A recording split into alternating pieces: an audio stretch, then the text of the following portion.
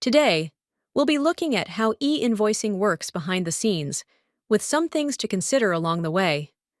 Let's start by looking at the big picture, the model, which is made up of corners, data model, interoperability.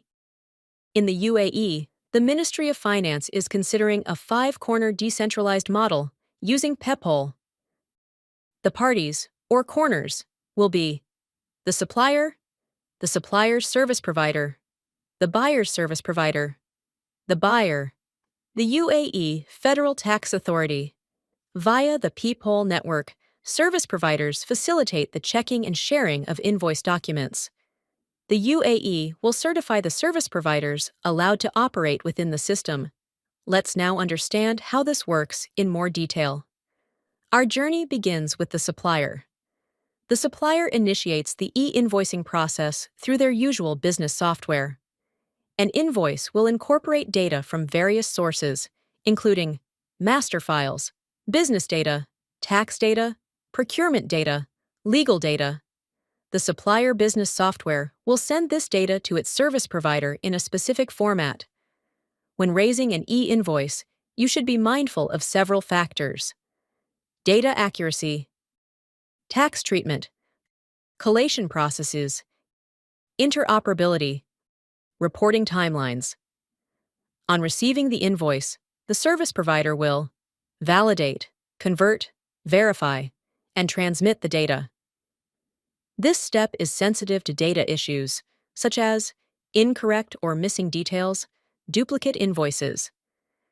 These issues are best managed by establishing good processes and governance when raising invoices. Other important considerations, though largely handled by your service provider, include maintenance and updates, bugs and downtime, security. Handling exceptions.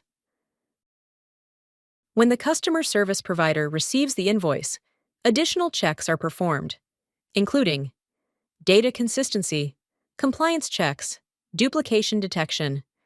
The invoice is then converted to a business-friendly format and sent to the customer's software or ERP system. The considerations for the customer service provider are largely the same as for the supplier service provider. The customer's business software records the invoice in the appropriate places. This entry may trigger new processes. At this stage, it's important to keep an eye on controls, interoperability, auditability. Simultaneously, while sharing with the buyer service provider, the supplier service provider will also send an extract of relevant invoice data, known as the tax data document, to the UAE Ministry of Finance and Federal Tax Authority. The buyer service provider shares the invoice it receives with the buyer, and also shares its version of the tax data document with the Ministry of Finance and Federal Tax Authority. While the service provider handles this, supplier and buyers alike will need to understand what is being reported. Whether you are the supplier or buyer, you will need to consider discrepancies and delays in reporting. Your VAT return, supplier and buyer VAT returns. Persistent or material differences could lead to greater scrutiny. This is what we expect the UAE e-invoicing model to look like.